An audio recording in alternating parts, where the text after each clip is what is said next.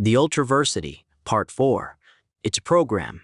It is highly essential that the Ultraversity have a program based on sound fundamental principles to guide it in its operations.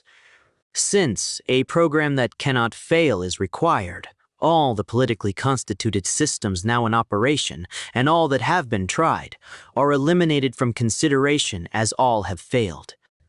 A new social, political, economic invention is required, which may include some parts of existing structures. It would be a useless waste of time to throw the task of producing such an invention to a committee of even college presidents, deans, or professors, and direct them to reach a conclusion. It would be as hopeless as gathering a random group of mechanics in a room and directing them to quickly produce an epoch-making invention.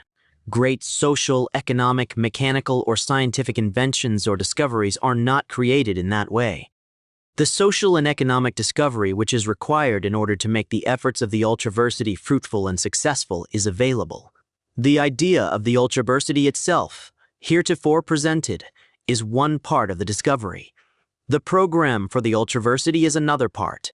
The inspiration and pattern comes from nature, the source through which God reveals the methods and plans which are best adapted for the welfare, progress, and happiness of His creatures.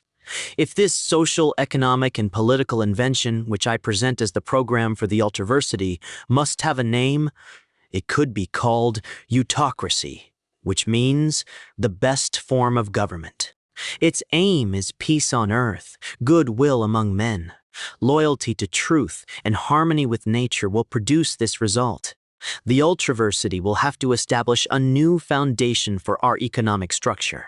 It will have to replace the present abuses of capitalism with something more scientifically sound. A vast experiment has been going on in Europe for the past quarter of a century. All countries have been faced with the same fundamental economic difficulties, and many remedies have been tried. Among the failures in these experiments are war, peace, socialism, fascism, democracy, national isolation, trade expansion, territorial expansion. Of successful experiments there are none, and this includes the New Deal tried in the United States and England. All of the countries which have tried the foregoing remedies and failed have this factor in common. All the experiments were tried under a capitalistic regime, with the partial exception of Russia. That was the cause of failure in all of them. The capitalistic system has failed in all other countries. During the past 20 years, we have enjoyed war prosperity and peace prosperity. And after a decade of the latter on an unprecedented scale, we passed into a depression of unprecedented depth, during which the government had to buy off revolution when capitalism was unable to bring about recovery.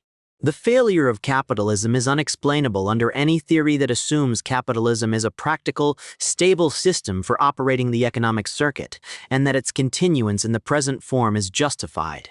We are now in the midst of a period of prosperity, which exhibits all the characteristics of a loaded bomb with a lighted fuse attached.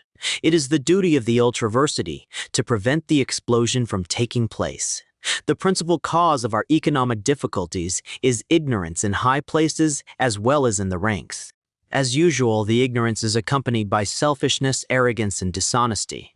Another cause of our difficulties is that we have no code of sound fundamental principles to guide our social, economic, and political procedures. The people have been misled and misinformed in order to protect selfish and dangerous interests, and in many cases the fountainheads of knowledge have been controlled, poisoned, or shut off. The Ultraversity will set up a pattern of civilization under which the earth and its resources will be utilized for the benefit of all people, releasing these sources of the material necessities of life from individual and national monopolies maintained for the selfish financial enrichment of a few persons. It will set a pattern for economic systems which will permit uniformity of operation in all countries, thus eliminating differentials which cause dysfunctions of the economic structure and international tensions. It will set the natural pattern for the relations of the individual and the state, under which both will be neither magnified nor minimized at the expense of the other. The nature of the rights and responsibilities of the individual and the state will be clearly defined. The best means will be adopted for apportioning responsibilities to individuals on the basis of their natural abilities and character and granting them commensurate rights and liberties. Human abilities are the primary resources of the human race. They must be utilized wisely and efficiently in the interest of the race.